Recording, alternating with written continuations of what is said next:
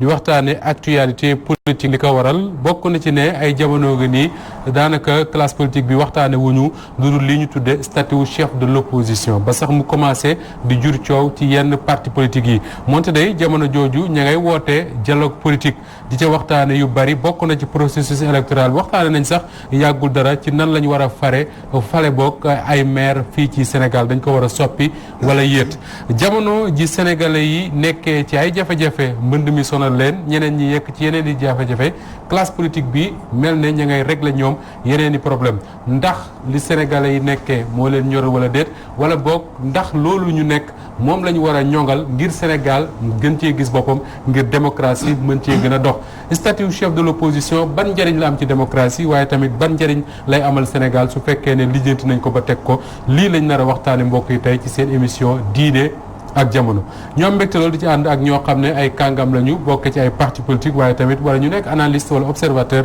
yuy xool li nga xam ne mooy Sénégal ak ni muy doxee rawatina ci wàllu politique bokk na ci suñu ay gan tey Ahmed Ndir mi ngi bokk ci comité directeur bu parti démocratique sénégalais sëñ bi Ndir maa ngi lay nuyu te di la dalal jàmm. maa ngi la fay Moustapha.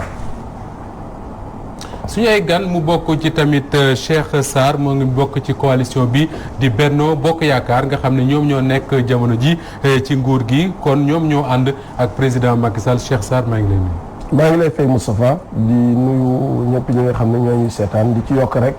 Cheikh Sarr mooy secrétaire général ñàkk jëriñoo. absolument bi nga xam ne dafa bokk coalition Benno Bokk Yaakaar. tey jii ñu koy woowee majorité présidentielle. jërëjëf suñu ay gan tamit bokk na ci As Babacar Gueye moom mooy chargé des élections wala secrétaire national chargé des élections bu parti Rewmi bi Idrissa Seck jiite As Babacar maa ngi lay nuyu di la dalal jàmm. Moustapha maa ngi lay fay bu baax a baax di kontaan ci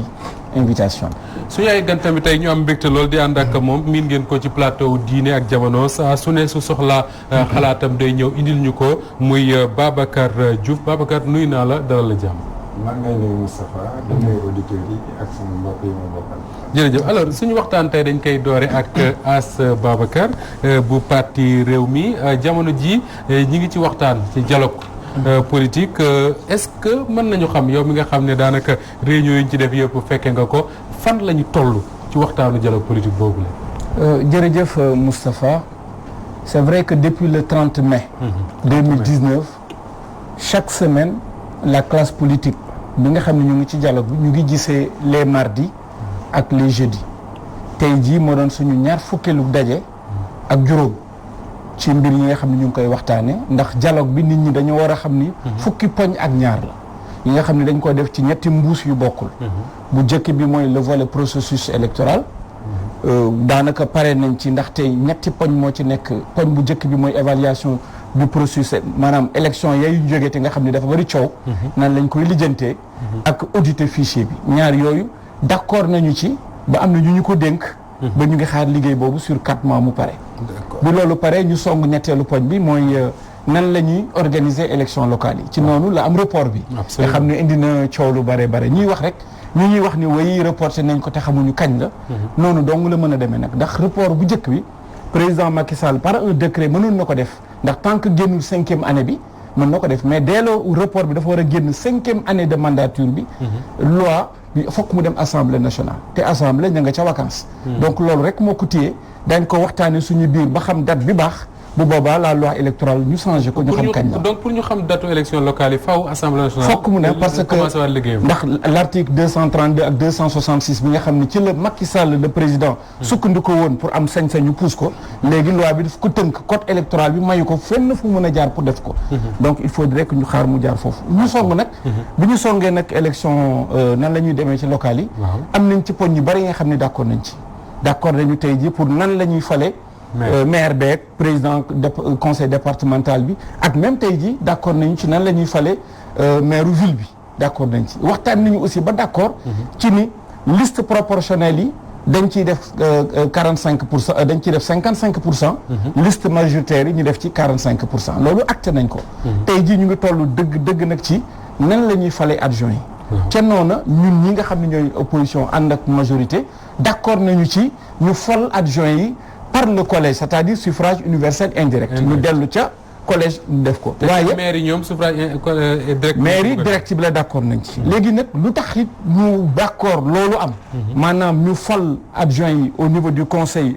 municipal am nañ ci ay arguments yi nga xam ne teg nañ ko ci table bi. waaye fii ñu toll nii non aligné ñu ngi leen di nuyu au passage ñoom ñoo yaakaar ni bu ñu defee loolu day am rupture d'égalité. et que dañoo bëgg. maire bi ak adjoint yi ñu ànd fal leen. te loolu dafa am lu doy waar lu ci nekk. parce que ñun bi ñu waxee ni maire bi dañ koy fal au suffrage universel direct dafa am disposition yi ñu ci bokk yi ñu ci teg yi nga xam ne ñu ngi koy waxtaanee aussi dañ ci jubóo. maanaam bu yàlla defee bu yàlla weddee ba maire bi génnoon àdduna. tey jii adjoint bi nga xam ne dañ ko fal par suffrage universel direct naam dina ko mën a remplacer waaye ab diir donc il faudrait que ñu organiser waat ay élections ca gox boobu. loolu nga xam ne nag day dal ci maire bi rek tey jii bu dee commune bi dafa am juróom-ñaari adjoint yooyu yëpp ñu fal leen. adjoint bu ci loolu daal ñu demaan élection. voilà dañuy demaan élection yooyu la ñuy waxtaan ak suñu mbokk yi non aligné yi. pour que ñu fekk suñu ci loolu ñu mën a jàll. mais nag ab de poñ bu am solo déggu mu nga wax ko ci. te ca la ñu toll te bu kii mooy le bulletin unique. boobu moo commencé dëgëral waxtaan wi. day baax ndool pour que après ñu egg ci.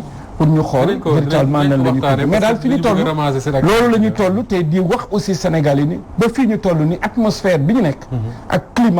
climat bu am solo la nga xam ne ñu ngi vraiment c'est un climat très républicain nit ñi ñëw ñu fa pour fo te it ñi nga xam ne ñun waxoon nañu d'accord nañu ñu jiite dialogue bi c'est-à-dire la commission politique nga xam ne mooy le général Niang ak ñoom professeur Kanté ñi ñu àndal wax dëgg yàlla ba fi ñu toll nii gis nañu ay nit ñu responsable lañu ñi nga xam ni wax dëgg ñu ngi jéem a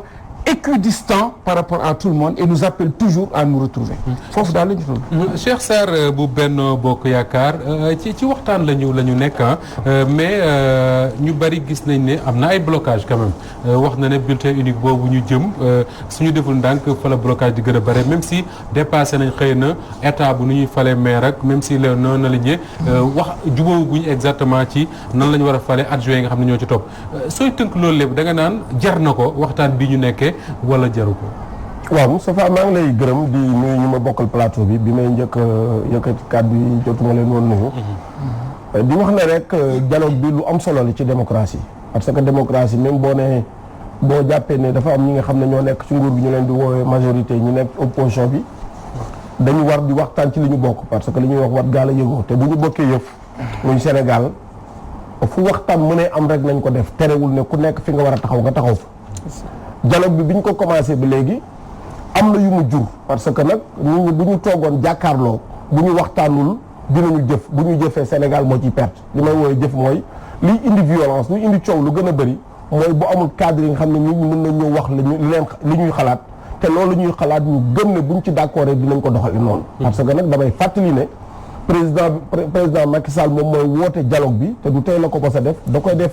na ko benn yoon ñaari yoon ñetti yoon yu bari ba jàpp nañu sax léegi 28 mai moom mooy journée bi nga xam ne moom la ñu symboliquement tudde ko journée du dialogue. 28 mai bi passé la woo acteurs yëpp ne leen kaa leen ñu waxtaan ci li ñu bokk nañu waxtaan naam ci wàllu politique mais nañu waxtaan ci wàllu koom nañu waxtaan ci wàllu li nga xam ne ressources ñuy am nañ ci waxtaanee nañu waxtaan ci li ñuy woowee environnement gàncax gi nañu waxtaan ci lépp li nga xam ne daal Sénégal ci dox ba ñu waxtaan ci loolu la ñu tuddee le dialogue national boobu am lu wet juróomi commission yooyu ñii nga xam ne ñooy commission politique bi ñuy def dialogue politique ci la ñu bokk yëlee commencé gul naam mais li tax commission politique bi njëkk a commencé processus électoral dafa am ay date dafa am ay délais yi nga xam ne bu jotee il faut nit ñi toog waxtaan wala calendrier bi dox may fàttali ne le 9 mai le ministre de l'intérieur woo classe politique bi yëpp ne leen kat bëgg naa ñu waxtaan code électoral bi dafa ne bu ñuy dem ci élection bu ñëwee ba mu des yenn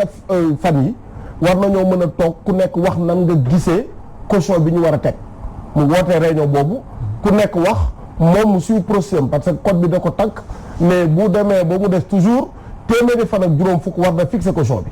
c'est-à-dire kooku da doon liggéey ndaxte dañu programme woon élection yi pour le 1er décembre mais bi mu ko wootee ñëw nañu waxtaan mais bi dialogue bi commencé ñu waxtaan suñu biir ba gis ne li ñuy tubaab bi woowee objectivement élection kenn mënu ko organiser le 1er décembre ba pare def ko ci coow du am parce que nag ñun ñi nga xam ne ñun ñoo nekk ci majorité bi dem nañu élection am nañu suñu candidat am na 58% ñu falaat ko au premier tour mais ñi nga xam ne ñooy opposition bi nee nañu am na li nga xam ne nekk na ci ni élection yi di doxee am na li nga xam ne lu ñu d'accordul ñu ne leen li ngeen d'accordul nañ ko indi ñu toog waxtaane ko loolu moo jur ne dialogue bi nga xam ne moom la ñuy def ci commission politique bi am na fukki poñ ak ñett bi nga xam ne dañ ko tegoon di ko liggéey benn par benn moom la As doon wax léegi que ne dañ ko def ci ñetti pàcc bu njëkk bi processus électoral benn pàcc bi ñuy liberté démocratie liberté droit humain beneen bi ñu tuddee ko organisation des élections wala réforme institutionnelle tey jii ci taxawaay bi mën nañu ne pare nañu pàcc bu njëkk bi nga xam ne processus électoral la incha allah réunion bi nga xam ne moom mooy ñëw talaata bii di ñëw dinañu commencer discuter ci ñaareelu pàcc bi nga xam ne la ñu woowee liberté démocratie ak droit liberté démocratie ak droit humain dinañu commencer wax ci wàlli parti politique yi nan lañ est-ce que parti yi dañoo bari nan la ñuy organiser seen création nan la ñuy organiser seen dund mais dinañ waxtaan it parti yi buñ leen war a financer nan lañ leen financer et cetera pour wane ne rek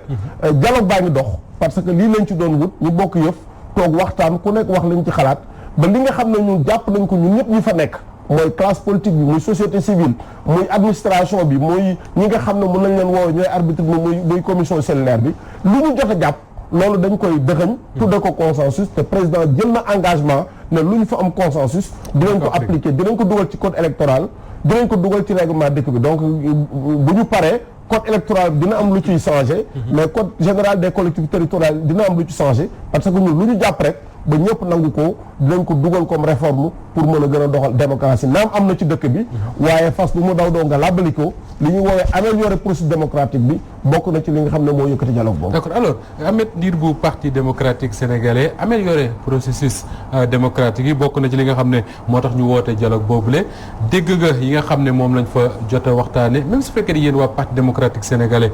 bokku leen ca est-ce que finalement da nga naan bi nga déggee As Babacar ak Cheikh Sarr wax ba pare nga ne am nañu regret xëy na parce que lii jaroon na ngeen dem pour ñu dégg seen kàddu ci questions yi ñuy waxtaane waaw Moustapha may moom ma nooyu la njëlbeen alors nooyu monsieur Gaye monsieur Sarr monsieur Diouf ci plateau bi nuyu sénégalais yi ñuy seetaan yëpp et puis fàttaleeku tuuti itam Sidi Lamine fàttaleeku ay waxam léegi mu ne fexe leen ba dëgg rek nekk seen doole fexe leen ba leen yàpp seenu askan waaye ndox mi taaj nii indi si wuus defe naa que moo ka yor réew mi ñu dénk la bañ la ko waxulee itam xeet na am ndox taaj Sénégal depuis 2003 ba léegi amul kenn ku mën a régler problème bi defe naa politiciens yi nit ñi xeet na te waxi Sidi Lamine jooju noonu def naa di riiraat na tuuti alors gannaaw loolu ma nuyu le président Abdoulaye Wade ak ñi ñuy seetaan ñëpp maintenant pour ñëw si sa question ndax am nañ regret damay dellu rek si li nga ubbee yow da nga wax ne politiciens yi ñu ngi tase di dialogue di régler seen ay problème fàtte nit yi question la bu may laaj. bon kañ amuñu regret ñun bokkuñu ci dialogue ñun bokkuñu ci ñi fàtte soxla nit yi ñun jàppuñ ne dialogue bi ñuy dialogué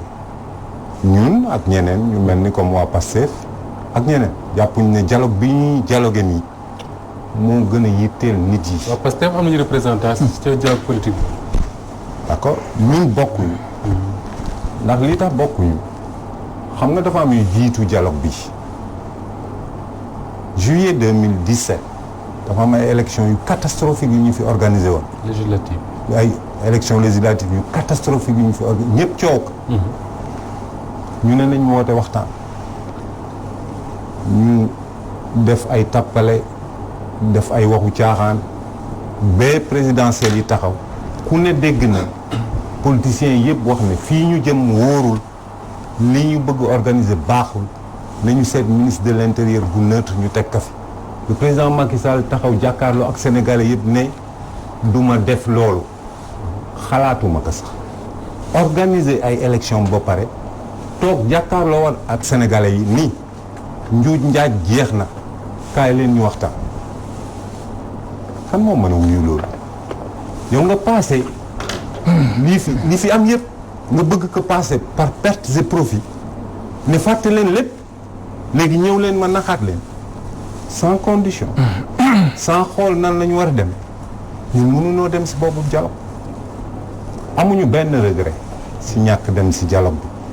bi jàpp nañ ne dialogue politique bi am na solo waaye dialogue si lu jëme dëkk bi kanam koomu dëkk bi si dialogue bi la bokkoon xam nga ba léegi dégg guloo àggaguñ ca parce que politique bi su ma dégloo li Cheikh Sarr wax sànq dafa am ay li ñun bu général dañ naan ay deadline ay dates yoo xam ne forcément dañ ko war a respecter moo tax ñu njëkki xëy na ci foofu la. waaw bon mën naa am politique bi dafa gën a soxal mbënn mi fi mu toll nii waaye xam naa tombewul tombe bu baax bu tombe woon fi mu nekk nii ñuy waxtaanee mbënn mi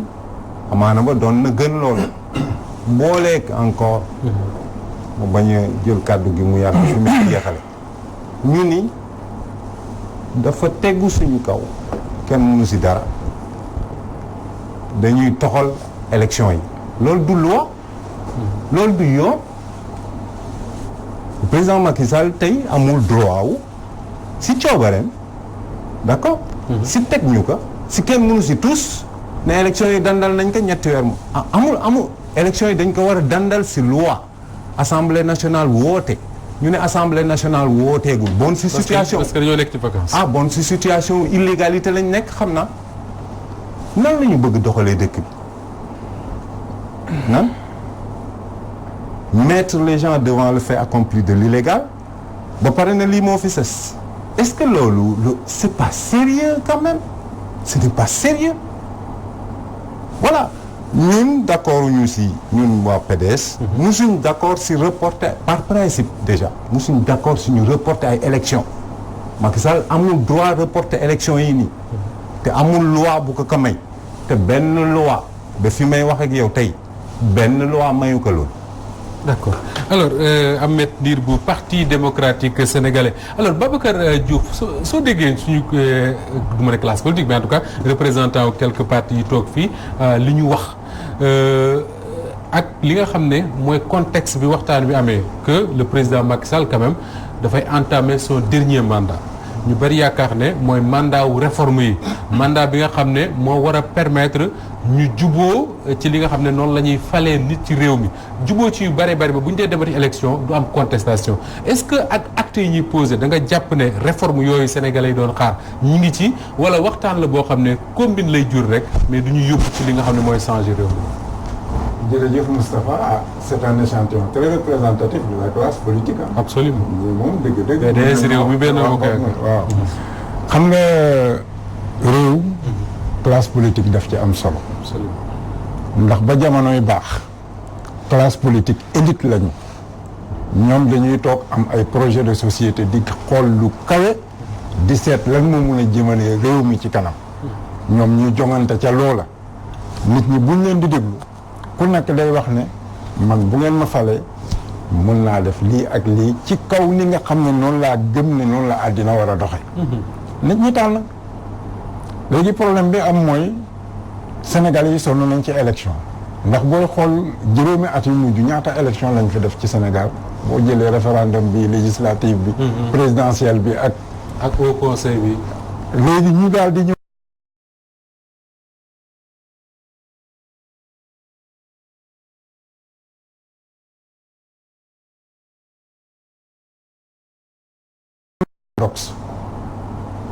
ndax Macky Sall la mu gagné ci démocratie bu taxaw kooku mën nañoo jàpp ne fal bu baax la bu amee 58%. kooku dafay am légitimité opposition bi contester sa légalité la tax ñu contester ko ñoom dañoo dem produire benn livre blanc ci élection bi won ñu ci biir processus bi lan moo ciy ñuul ba tax élection bi jaarul yoon paradoxe bi ciy topp mooy ba ñu proclamer résultat yi loolu saa yu mosee am ci réew mi nit ñi dañuy braqué wu dañuy xeex fii opposition bi dafa décider contourner daal di esquiver xeex mais ba léegi débat bi waroon ci livre ba ñu génnee man dégguma ko xaw ma ñoom ñoo deful promotion bi xaw ma médias yi ñoo leen ci buggul topp mais très sincèrement bu fekkee am na ay gàllankoor ñoom yi ñu gisoon ak ay argument waroon na mun a def débat ci réew mi jur waxtaan wu yaatu. bu yaatu parce que nag électeur bi tey mënuñu toog nii rek ñu ne ñu kenn amul droit loolu yoon moo ko tere pare na ñaari nit ñu yóbbu seeni parrainage ñu wax leen ne dafa am ay doublons de deux choses l'une dafa am ku jël suma tur yóbbu ko ci parrainage yu Cheikh Sarr te man yëguma ko wala man ma tey ko dem ci As Babacar dem ci Cheikh bu ci nekk ci ñoom ñaar yoon daan na loi dafa war a duma ki ko def. bon loolu mu am ay junni yoo xam ne am na ci réew mi ñu bàyyi noonu ñu ne léegi ci gañe moom moo woote ne nañu waxtaan xam nga dialogue boo xoolee contexte yañ ko defee woon après 88 ñu dugg 89 am état de siège am ay situation yoo xam ne kii c'est conflictuel antagonisme tolloon na foo xam ne ba Abdoulaye Wade gisee ak Abdou Diouf ba ne on va dialoguer on va discuter. APH dafa jëkk jaar yàqu ko parce que président Abdoulaye Wade fépp fu ndox war a jaar daf ko respecté ni ñu war a tabaxee autoroute APH bi dara xew fa boo ñëwee Moustapha xam nga yenn yi franchement en mettant toute la politique à côté. Allez-y. J'ai bien apprécié après en toute honnêteté la réaction du président de la République bi mu génnee j'ai bien aimé mu déclenché plan Orsec kilifa noonu lay def wax ne nañu auditer yi ñu def fii nii parce que xam na ne am na lu jubul Moustapha depuis 2004 ba léegi Sénégal indépendant 1960 xanaa ñu jàng fukki nit yu jàng man fi jëlee ndox mi amu fi doy na waar depuis 2004 ba léegi Sénégal amul ñu jàng amul fukki doomam ya nga xamante ne jàng nañ jël ndox kese mais li gàcce la fii di mu ne fexe leen ba bu leen seen askan yàpp askan waa ñuy waaj a yàpp lii gàcce la wax ne Tëngéej mbënd mi yemul Tëngéej man bi maa ñëw fii léegi dama xuus yéen amul ndox man la xuus parce que kenn fattu faw yoon ñun bëri nañ émission yi ñu annulé depuis quelques jours li koy waral mooy invité yi duñ mën a agsi ndax ndox tey la mbënd mi gën a aay tey wax nga ko sànq tey la mbënd mi gën a aay ñëpp ne xuum bàyyi nit ñi si musiba bi ñuy dund loolu du ko mbin bëri loolu du déggoo nañu xoolaat yi ñuy def lii gàcce la. justement Babacar Diouf il a lâché le mot combine bëre déggoo sànq maa ngi leen di tooñ biñ ne du président Macky Sall moo reporté élection yi mais la classe politique ñoom ñoo taxaw waxtaan d'accord ci reporté man may tooñ Cheikh Sarr naan ko sauf que classe politique moomuñu élection yi. nga mayaat ma teg si lenn juste loolu waxoon naa ko sànq ma tegaat ko ma ni kenn amul droit amul benn lu légal reportu élection yi teguwul si dara lu légal. amul benn texte amuñu ci droit. d'accord alors ñun ànduñu ci encore une fois. alors est-ce que parfois du yu mel noonu mooy tax ñu mel ne man jàpp ne la classe politique dañoo nekk ay du ma ne ay dealers mais en tout cas benn groupe boo xam ne ñi ngi waxtaan di juboo ci yi nga xam ne moom la ñu bëgg a juboo ngir lijjanti seeni mbir muy élection yi trouver ci consensus dem def loi reporter ko saa yu jekkee dem ci moment boobu les Sénégalais ñoom ñi ngi nekk ci yeneen problème. non Moustapha xam nga politiciens yi mënuñ bañ ñu jiin leen loolu. xam nga li tax mënuñ ko bañ mooy dafa am loo xam ne boo koy dégg ñoom ñu koy yëkkati fañ koy yóbbu damay jàpp ne yeggu fa xam nga li ñuy wax fichier. ñi ciy am ay wérante yu dul jeex yi mooy Sénégal jàpp nañ ne képp ku fu nekk am lu tolloog fukki at ak juróom-ñett. jëm kaw war ngaa mun a woote. na nga dem bindu ci benn liste. mënoon nañ bañ a am ordinateur bindu ko ci ay liste. loolu soxlawul concertation. ku ci sa tournée nga ñëw xool. ku sa tour ñëw nga ñëw xool bu ci nekkul nga yokk ñu yokkal la. ku ci ñambaas leneen lu ci bokkul nag tappale def ci ay dugg. kon audit beeg ndax jub na ak jubul man damaa gëm ne soxlawul dialogue. coow lu bari. non soxlawul dialogue. dégg naa ñoom Cheikh Sarr très souvent man loolu toog naa ak sumay xarit. nee naa leen na ngeen di moytu di wax lenn li ba ñuy wax parrainage dañ leen woowoon kaay leen dialogue ñëwu leen mais vous n'êtes pas des manchots dañ leen dénk réew mi parce que dañu yaakaar ne mën ngeen yor réew mi nit ñi bu ñu ñëwee bu ñu ñëwul war ngeen am xam-xam ba teg système boo xam ne buñ ci demee ci élection ca ngoon sa Idrissa Seck woo parce que li am solo tey mooy Ahmed Ndir ak PDS dem ci dialogue bi ou pas su fekkee dañ ko def ni ñu ko war a def rek la fa génn moom mi war na ci mën a d'accord te ciy gis su fekkee ne réew mi rek a tax ñuy def nag loolu def ci donc man dafa am problème ñu ñuy posé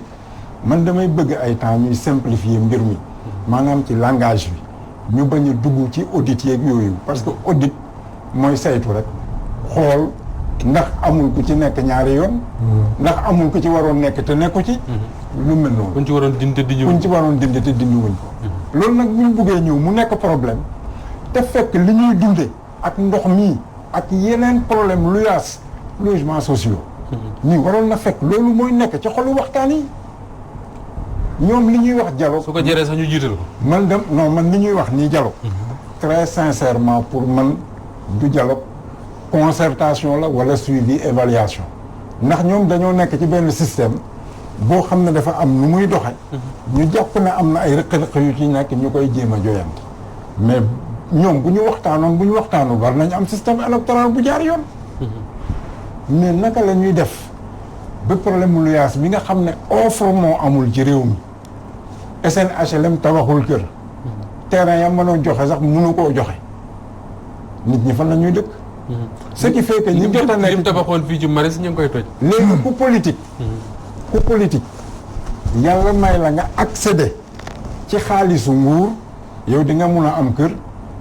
même bu ñu proposer ay logement di nga mun a jënd nit ñëw luye lam lay fay nga ciy fay yow traite ya nga fay pour am kër googa Moustapha à ton âge ni waroon na fekk nga yor sa kër bu fekkee ne amagoo ko absolument parce que cette trajectoire moo koy wone ñi fi nekkoon muy rii juróom muy ci SICAP yi muy ci SNHLM yi muy ci cité Bastos ak leneen état mooy jël dooleem xam ne lii dafa nekk soxla nga taxaw ci soxla boobu on ne demande pas autre chose. Babacar est-ce que justement ci fi ay waxee noonu est-ce que parfois du ni ñuy wootee dialogue mooy dem ba mu bëgg a nekk am combine wala am folklore bu ñuy waxtaanee parce que tey dama jàpp ne su fekkee ne réew mi xam nañ dem nañ élection présidentielle xam nañ parti yi ku nekk la nga xaw a en tout cas les candidats xam nañ ku nekk la nga pesé dem nañ élection législative en 2017 Ahmed Ndir mi ngi wax ne même organisation bu baaxul mais au moins am na résultat yi ci génn xam nañ coalition ja nekk la nga représenté est-ce que li France di def par exemple le président de la République un problème taxaw di kët ne jonn mu convoqué la classe politique kenn par kenn recevoir kenn par kenn wax ak moom ku nga wax ko sa xalaat mu wax sa xalaat mu jëfe est-ce que tey Sénégal mënuñu woon àgg ci foo xam ne bu ñu tollee ci problème bu mel nii le président Macky Sall convoqué Idrissa Seck mu fekk ko palais convoqué Ousmane Sonko wala keneen ak keneen ñu ñëw ñu toog waxtaan tënk ci dara teg est-ce que du dialogue boobu moo gën efficace parce que je crois que Wade tenté woon na ko fi sax ak ñoom Moustapha Niasse ak ñoom Ousmane Tanor Dieng yooyu waaw mais xam nga ñun li ñu wutale ak réewu tugal yi mooy suñu politique dafa ànd ak koom nit ki da ciy sàkku lu muy dundee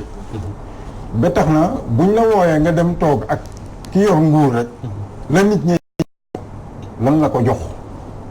lan moo tax kii wax lii tey du ñu seet ne kooku dafa toog xalaat ne kii leen ñu dénk réew mi tollu nañ tey ci soxla boobu war naa mun a dem man wax ko suma xalaat dinaa dégg nag souvent aussi ay nit ñu nekk ci régime toog ba ci kanam ñu ne non opposants yi nga xam ne dañ fiy nekk di xas rek kay ñoom mun nañu xas te bu leen neexee mun nañu contribuer bu leen neexee waaye kenn waru leen laaj lépp nguur war a def c'est ça ndax alal bi nga xam ne man 1000 francs boo jël na Sénégalais yi xam loolu 1000 francs boo dépensé ci journée bi 1000 francs bu ne daanaka 200 francs def nga ko ci gafa nguur gi ñu dundee mooy doxal nguur parce que TVA bi 18% boutique boo dugg loo fa jënd nga fay ko fa ñu koy dajale jox leen ko ñoom ci seen responsabilité. Babacar li ngay wax ni war nga ko wax ci kaw a kaw parce que sénégalais ñi ci bëri dañu yaakaar ne nguur ga leen di dundal or ce n'est pas ça ñoom ñooy dundal nguur gi. ñun ñooy dajale suñu yëf. sa bulletin de salaire. bu weesoo loolu ngay fay. am na facture ndox bi bu courant bi fépp foo dem. da nga am loo xam ne dañ koy jël jox ko nguur. mais nguur gi tamit dañ koy sas loo xam ne wóor la ñu ne. lañ ko sas moom mënu koo def ci alal biñ ko jox. kon faw moom day arbitrer. arbitrage boobu lañ koy laaj. tey fii la ñu toll alal bi mëtalewul li ñu soxla yépp waaye dinaa jël alal bi dugal ko fii. parce que tàggu woon naa leen waxoon naa leen ba ñuy def campagne électorale. ne leen su ngeen ma falee dinaa def lii dinaa def lii dinaa def lii. mooy programme décennal bi nga wax ci inondation yi. ñaata milliards lañ ci waroon def. mais bu président waxee tey ne nañ ko audité. c'est parce que defuñu ko. gis nga loolu. fii laa ko waxee woon benn bés. ba ma leen ne li nekkul li jaaduwul. mooy état bi warul yóbbu ay étudiants am. ñu dem ci université privée yi. waxoon nga ko fii. ñu toog ba benn jamono. ñooñu ñëw ne nguur gi. amel nga ñu 15 milliards. nguur gi ne non non non. warul matul dinaa ko audité. te nguur gi mu waroon fay. moom moo war a toog di saytu. am benn monitoring bu muy def. bés bu nekk mu ne amel naa gaa yi nangam. lii laa jot a dugal. loolu nag fan lañ mujj dañ koy audité. ñii bu ñuy réclamer 16 milliards. ñu ne di wax 4 milliards. gis non 4 milliards. gis nga écart. ba sori 12 milliards d'écart. loolu nag moom la ñu wax aussi ci li ñu waroon tabax ci inondation yi. parce que xam naa président ñàkkul ne. toog na nag bi ci kanam parce que li nekk ci dëkk bi tam mun nañ koo wax. nee naa lu bëri ay agence ak leneen ay directeurs généraux.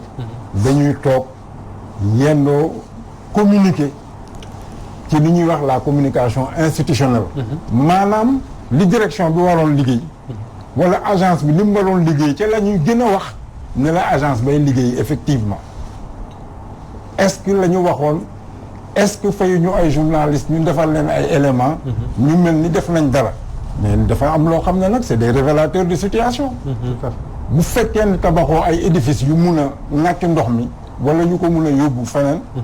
boo ko déclaré tamit bu waxtu ba jotee. muy dëggal Babacar li benn waaye wax bërgi dee mu nee na Sénégal heure bu tawee rek ñu am gàcce xam ne 1960 ba léegi liggéeyuñu. Ameth Ndiir wax na ko sànq. fukki sénégalais yu mën a régler ndox mi mu mel ne dafa tumburanke ci réew mi. ça pose problème. léegi balaa maa tëj.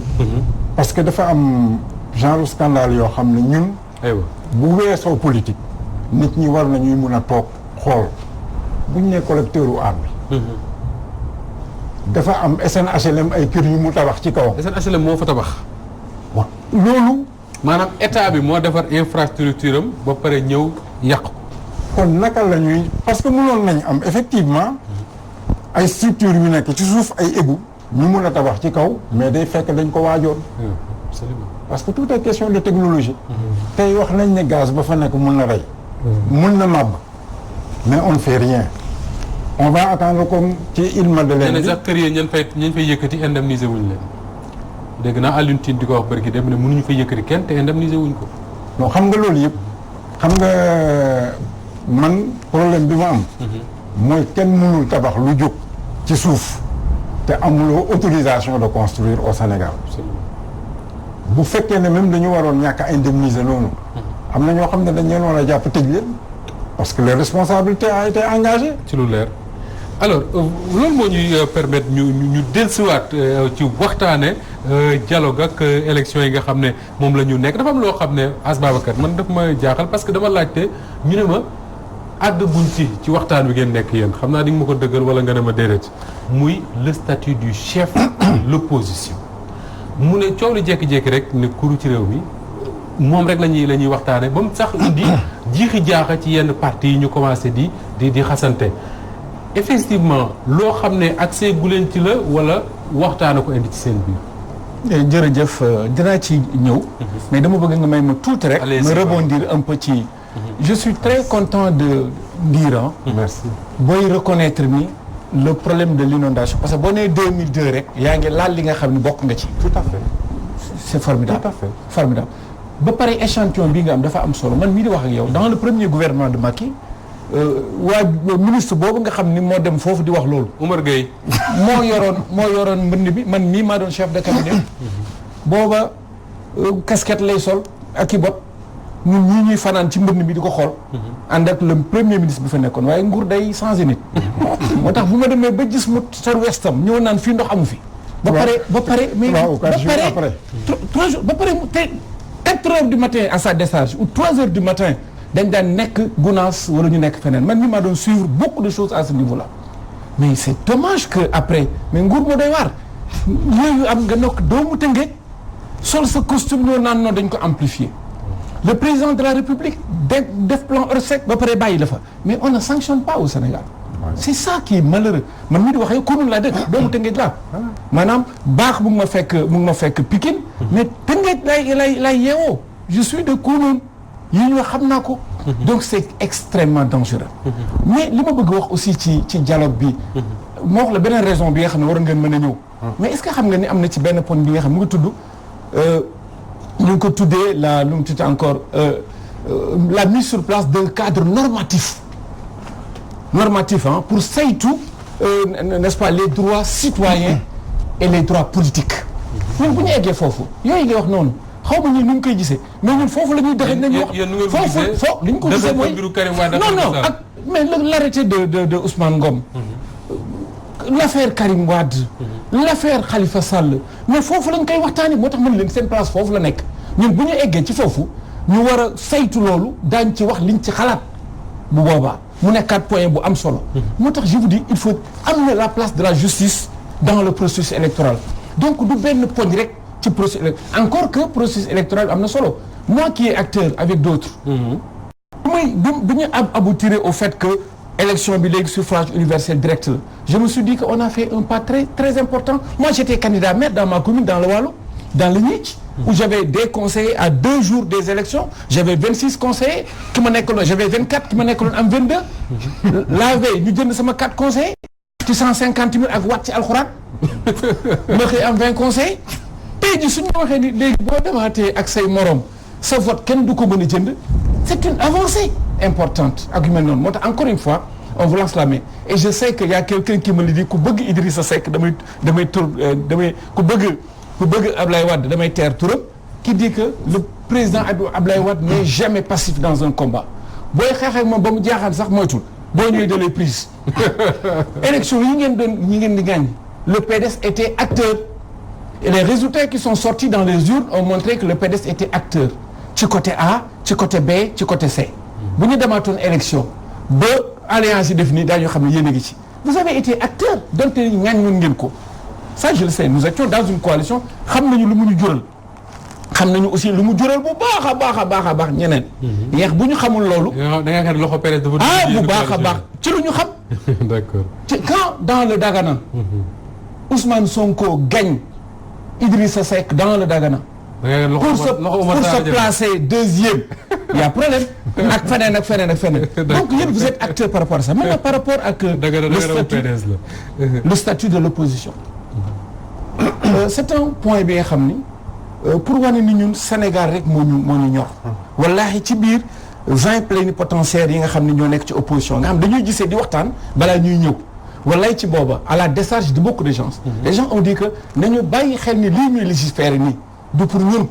dañu bàyyi xel ñi nekk ci biti te ñëwuñu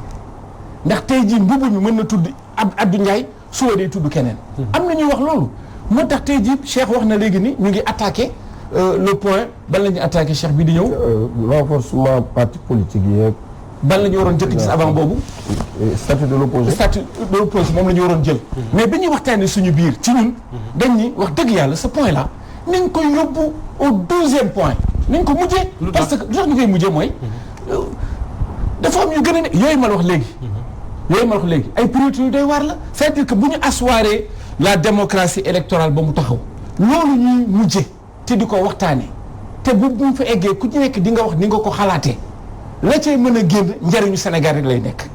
ndax du li nga xam ni ay nit ñoo nekk ci biti laaj ko mais c'est la constitution depuis Abdoulaye Wade moo ko fi yëngaloon mu jigi mu ne kii saritu jinne la du ma ko laal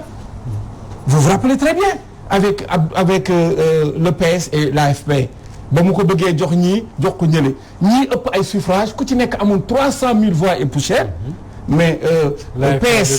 PS amoon 23 000 voix de plus. mais AFP amoon 11 députés PS am 10 députés mu jaxasoo mu bàyyi. Macky Sall le président Macky Sall ñëw na dugalaat na ko ci référendum bi joxaat nañu opportunité pour ñu waxtaanee ko lu tax ñu koy ragal. nañ ko waxtaanee. de façon justement loolu mooy sama question su fekkee ne da nga wax ne Ablaye Wade dafa jàpp ne saretu jinne la. moom dafa laal dañ ko ragaloon moment boobu. mais lan moo war a tax ñu ragal ce débat là. man loolu moo ma jaaxal. Ablaye ragaloon ko peut-être que monsieur Ndir dinañu ko wax. mais tey jii comme le président Macky Sall jël na ko dugal ko ci biir dialogue bi te buñ ci eggee ku ci nekk dina ci wax li mu ci xalaat je pense que coow du ci am parce que. en vérité ñaari paramètres rek ci la ñuy basé buñ fa tolloo. mooy le régime du pays. ak le système de vote présidentiel wala parlementaire. loolu bu ñu amul coow. dañuy egg ci est-ce que c'est un régime présidentiel est-ce que c'est un régime parlementaire. bu ñu aussi ñu dem ci mode d'élection bi. est-ce que raw gàddu am la réponse à la première question am nañ ko mooy nous sommes dans un régime présidentiel. ah alhamdulilah bu dee daañu bon leer na ci est-ce que leer na ci boppu ñëpp am na peut-être. Moustapha même ñi mu leerul ci seen bopp il nous appartient nous en tant que opposition balaa ñuy egg ca dialogue ba dissension bi du nekk ci suñu biir parce que ni ma gisee nañ fay waxtaanee dafa mel ni Macky Sall dafa màndu ci loolu par rapport ak mbir mi di ñu xaar ci ñun donc ñun opposition bi buñ ci d'accord ba egg ci taabal ji teg ko fa du am benn difficulté te maintenant damay tontu ci loolu quand même ñaari mbir ay kilifa yu fi nekk aussi di yëngal li nga xam ni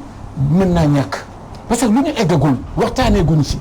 ñu ne le statut de l'opposition et du chef de l'opposition ñaari mbir la statut boobu la am solo la te ñëpp ko bokk chef de l'opposition boobu bu ñu taayee ba pare ku mu dal ci sa kaw ñu xam ne ci 4 ans rek la dal sa kaw encore que je pense que aucun parti politique surtout ñun Rewmi par exemple le président Idrissa Seck n'a pas créé le Rewmi pour di concourir ci ay deuxième moom sax li ñu koy taxé mooy 1 rek la bëgg mosul bëgg 2 donc amul kenn ki nga xam da nga indi sa parti politique pour xëccoo nekk deuxième mais bu dee ci doxalinu réew mi egg nañu fi nga xam ne dañoo war a waxtaane benn mbir bi nga xam daañu fa egg ni kii mooy P kii mooy des ci lu mel noonu kañ ko mën a wax rek baax na ñu ni moom la ñu jàll mais ñi nga xam ne ñu ngi coow ci biti aussi loolu laa jeexale di ci wax ay nekk kilifa naan ay 2 milliards ak 3 milliards nañ ko teg ci suuf ñi nga xam ne aussi ñu ngi dem naan wooy gaa ñi dañu yàkkamti on a mis la charrue avant le bœuf c'est pas ça waxtaanaguñu ci et de façon très responsable bëgg nañu balaa ñu fay egg le PDS ak ñeneen ñi ànd ak ñun ñu waxtaan ñu def benn say bu ñuy dem di jàkkaarloog le pouvoir ñu ne ko nii lañ ko gis Cheikh Sarr su fekkee ne yéen ñiy waxtaan ci loolu surtout l'opposition mais yéen ci ngeen bokk parce que waxtaan foofu lay amee ci yéen ñëpp dañu wax ne point boobu nañ ko delloo def ko sax 12e point ça veut dire quelque part que ni de manière consciente ou inconsciente la classe politique dafa ragal question boobu la lan moo tax bi ñu wootee constitution bu mars 2016 ba léegi on ne parvient pas def contenu ci statut opposition ak statut chef de l'opposition. waaw Moussa dafa naa ci question boobu yaa ngi koy fàttali. doon nañ ko wax mais référendum bi ñu def en 2016 moom moo ko dugal ci biir constitution bi. absolument waaye bul fàttali constitution aussi orientation yu mag yi lay joxe. pour la mise en œuvre il faut ñu jël ay lois. d'application. pour mën ko mën a doxal parce que lii dugal nañ ko ci constitution bi mais nan lañ koy defee nan lañ ko defee noonu président Macky Sall bëggul woon toog ci ginnaaw ñëw toog bind ko wala laaj waa këram nañ ko bind dafa ne kat nañ ko yóbbu ci waxtaan loolu moo tax point boobu ñu inscrit ci ordre du jour bi ñu ñëwee aussi ñun ñi nga xam ne ñun ñooy majorité te président Macky Sall jiite ñu dañ ci waxtaan suñu biir conférence des leaders du Benno Bokk Yaakaar conférence des leaders majorité présidentielle bu ku nekk am loo ci wax mu am lu ñu ci jàpp mais li ci am solo mooy comme dugg na ci constitution bi nan la ñuy def ba taxawal ko li tubaab dox dañu ko nañ ko codifier xooluñu ne Babacar a koy nekk wala en fait Ndir moo koy nekk mais nañ ko teg ci ay pàcc ay critères yi nga xam ne buñ ko taxawalee ku mu doon mu war ko mën a nekk ndax ci démocratie yu mag yëpp opposition warul yem ni rek parce que opposition naam dafa war opposition mais dafay dal toll niveau bi nga xam ne ki nga xam ne moom la ñu fal bu taxawee war na mën a waxtaan ki nga xam ne dafa jàkkaarloo moom xam am xalaatam ci question boobu démocratie yu mag yëpp ak même dëkk yi ñu gën a jege malee ngi nii am nañu codifié nañu am na chef de l'opposition bi nga xam ne am na kàddoom bu ñu koy déglu du lu muy forcé du lu muy def ci manifestation mais li nga xam ne daf ci am droit ñun nag bi ñu ko posé boobu la ñu ne d'accord nañ ko waxtaanee waaye nag waxtaan boobu comme ñun ñoo ko seq ñun ñi nga xam ne ñoo nekk majorité ak waa opposition ak non alignés yi ñu dugal ko moo doon ñeenteelu poñ bi nga xam ne waroon nañ ko waxtaanee bi ñu ñëw ba egsi fa effectivement mu am ñu def proposition ne est-ce que mënuñu jël question boobu ñu yóbbu ko ba ñu régler question yi nga xam ne ñoom ñu la ñu considérer que yooyu moom moo gën a jàmp ñu ne leen ñun amuñu ci benn objection li ci am solo mooy nañu waxtaan ba juboo pour que ki nga xam ne en fait chef de l'opposition ñu mën ko codifier ki mu doon mën ko doxal bu ko defee ci renforcement démocratie la donc ñun loolu gêné wuñu man As Babacar Gueye ni mu ko waxee noonu la demee dañu ne ñun majorité amuñu benn objection pour ñu pousse ko mu nekk poñ bu mujj parce que gëm nañu ne am na yeneen yu ko gën a am solo te yooyu bi ko gën a am solo ñu ngi koy gis fi mu toll parce que yaa ngi wax chef de l'opposition mais statut parti yi mais dafa am solo Sénégal nee nañu 300 et quelques partis la am est-ce que Sénégal mën na continuer am ay 300 et quelques partis donc est-ce que parti yi du ñu leen regrouper en coalition est-ce que du ñu xoolaat nan la ñuy est-ce que yombul trop créer parti et cetera yooyu yëpp ay points la nga xam ne boo ko lijjantee gëm naa ne bu ñu egsee ci poñ boobu nga xam ne dañuy wax affaire statut de l'opposition chef de l'opposition dina yomb te comme ni ñu ko waxee dañuy bëgg ñëpp bokk ci je crois que ci question boobu loolu laa bëggoon wax Babacar dama bëggoon quand même xam nga rek dañuy obligé li xewoon li ñuy wax rétablir les faits parrainage bi ñu ngi koy wax di ko jël ñun di wax na ko et cetera gis nga parrainage bi ñu ko lancé tëj wuñu dañoo convoqué classe politique bi opposition ñëw non aligné ñëw majorité ñëw société civile ñëw ñu toog waxtaan ci d'accord naa nag comme ni PDS boycotté tey ñoom As Babacar ak ñeneen ñi dañu boycotté woon ñëw mais terewul na ñi fa nekkoon opposition la ñu bokk ndax ku àndul ak nguur gi opposition nga wala nga nekk non aligné ñooñu toog nañu ñoo càmbar yëf yi. ñëpp ñu toogoon nag bañ paree ngeen ànd ak. waaw déet non am na ñu ñëw ànd ak ñooñu ñëpp. mais am na ñi nga xam ne ba tey opposition lañ nekkoon ñu fa ba tey rek mais ci contexte boobu ngay wax opposition la ñu bokkoon. ñii wax bokk ñu naa liggéey société civile aussi ña nga fa woon. wax na dañu ci liggéey ba pare ba génne projet yi dem nañu sax ba dem bitim réew def ay délégation yi nga xam ne mix la. opposition non aligné majorité dem xooli li ñuy wooye tubaab li ñuy wooye benn si dem xool dëkk yi koy utiliser nan lañ koy defee dem nañ fi Cap-Vert dem nañ fi France parce que foofu am nañu parrainage mais du parrainage citoyen parrainage par les élus la mais dem nañ fi Pologne mi nga xam ne parrainage citoyen la am foofu yëpp ñu jële fa rencontré ñi yor gën seen élection loolu la ñu dëxëñ boole ko def ko projet bi nga xam ne moom la ñu envoyé assemblée nationale. donc assemblée bu muy dem rôle am la doon joué mais fekk na am na commission bu nekkoon ci ginnaaw groupe parlementaire sax invité woon la leen ñu ñëw taxaw groupe parlementaire ne non inscrits ñoo ñëwoon ak groupe parlementaire majorité bi groupe parlementaire opposition bi dañoo bañoon moo tax dama lay bëgg a woon ne rek amoon na processus dialogue dafa am ñu ñëw am na ñu ñëwul mais ñun d'accord nañu def nañu parrainage bi am na lu ñu ci war a defaraat ñun dañ ko d'accord moo tax ñu d'accord ñu bind ko parce que aussi li ñuy woowee objectivité dafa war a am ci looy def nañu parrainage gis nañu ne am na ñi nga xam ne rëq-rëq la parce que nag lu c'est normal lu bees la woon bien que ñu dem xool ñeneen ni ñu ko defee gis nañu ne buñ ko waree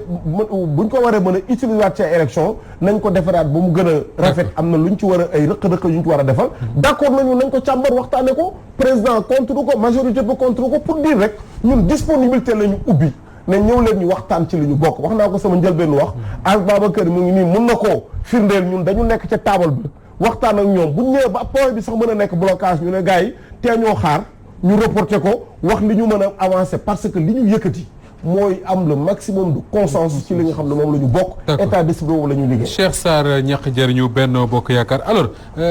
Ahmed Dir est-ce que comprendre nga statut du chef de l'opposition statut des partis d'opposition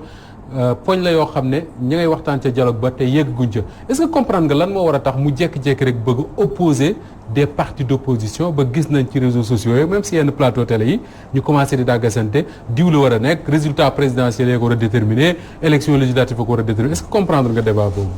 waaw Moustapha comprendre naa lu tax mu war a am. mais xam nga Moustapha. As ak Cheikh dañuy politique comme man ñu tase fii daanaka ñu xaw a maase xaw a bokk jamono. ma kontaan trop si tase ak sama grave ma xaw kontaan trop si daje ak ñoom parce que ni ñuy waxee ak xam nga Cheikh sànq mu ngi wax mu ne ay la yéwén affaire parrainage bi xam nga tubaab yi ñoom ñooy wax ñu ne c'est au pied du mur qu'on reconnaît les bons maçons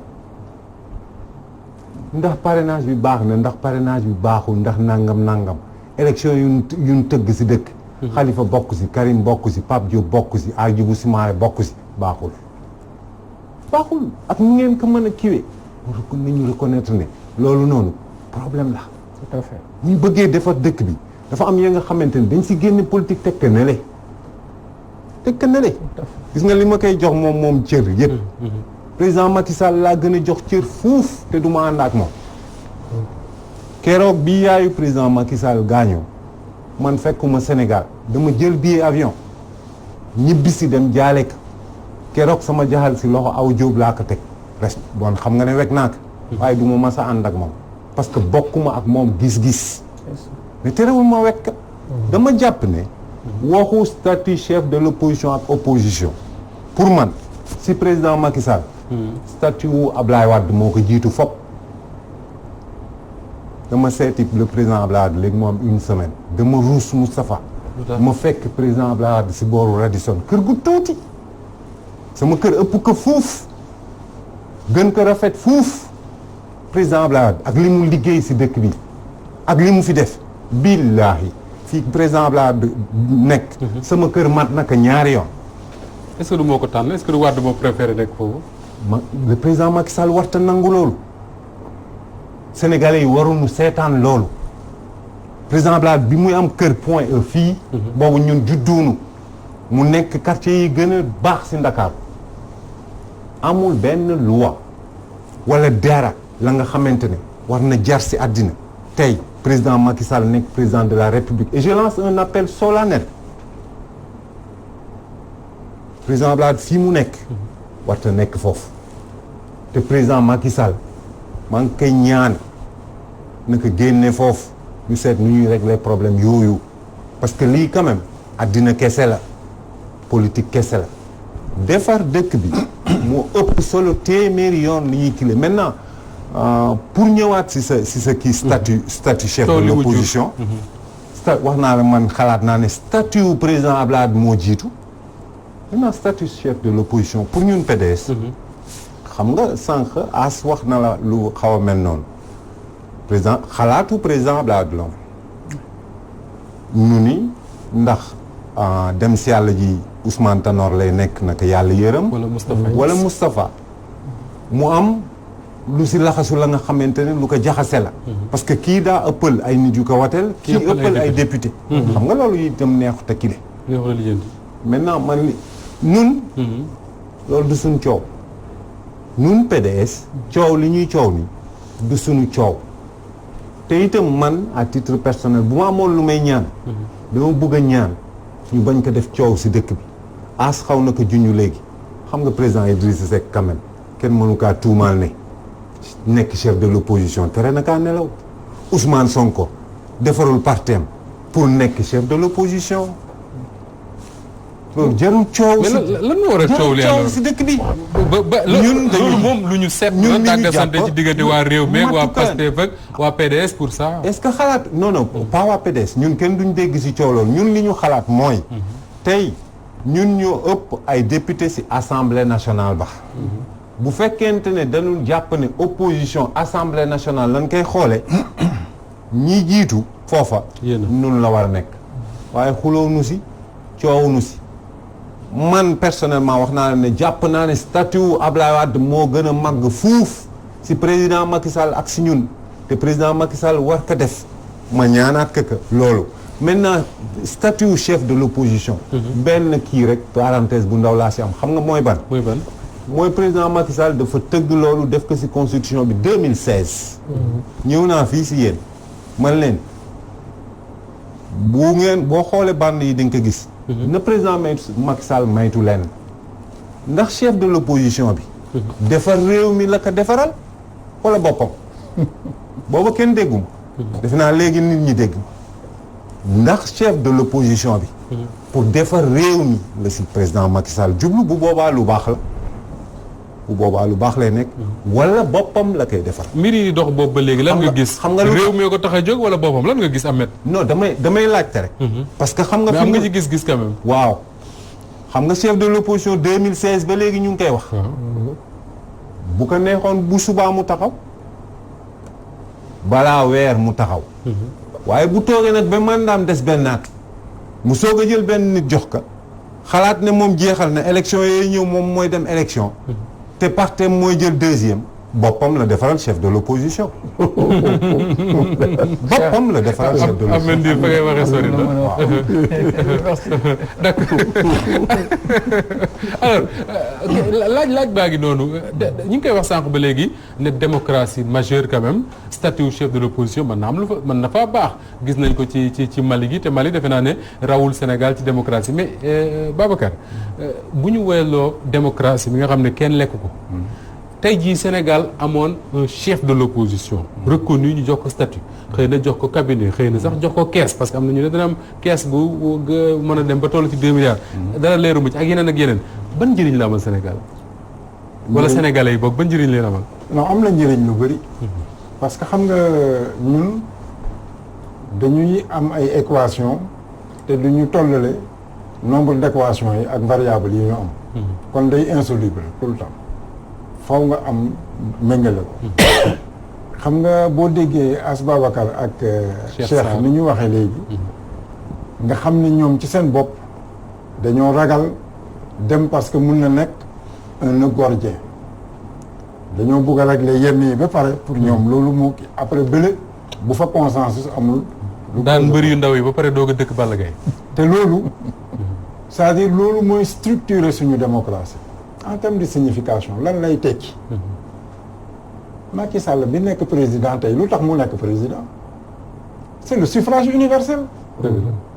majorité bi ñoo ko voté et pour ça il devient le président de la République une institution waaw ki nga xam ne daa topp ci moom mooy sénégalais yi gannaaw moom nee nañu yaakaar nañ ne kii bu kii nekkuloon kii lay doon xel mën na koo dégg xel mën na koo nangu bu fekkee ne ci ni mu waxee léegi dañoo dem ci représentation ñun sénégalais yi nous sommes représentés à l'Assemblée par des députés léegi nag pourquoi ñu bëgg a impliquer ceux qui peuvent être entre guillemets des bénéficiaires pour ñu waxtaan ci waxtaan bi alors que tey ñoom Cheikh Sarr ñoo am majorité assemblée te li ñuy wax yépp lu ñu mun a juboo ñoom ci kàddu buñ ko tënkul ci lu